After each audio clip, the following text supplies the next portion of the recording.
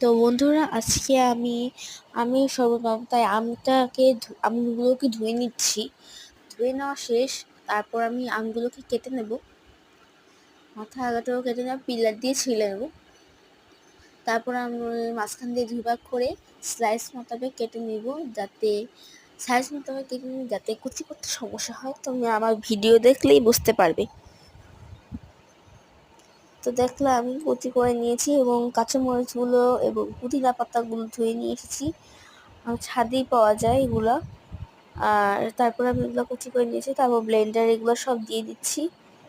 তোমাদের স্বাদ অনুযায়ী তোমরা মরিচ দিতে পারো, লবণ, তারপর সবকিছু দিতে পারো তোমাদের স্বাদ অনুযায়ী।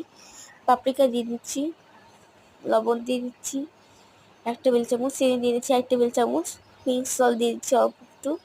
তারপর ব্লেন্ড করে নিচ্ছি।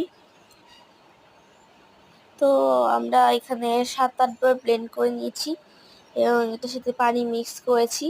পানি মিক্স করে গলিয়ে নিয়ে তারপর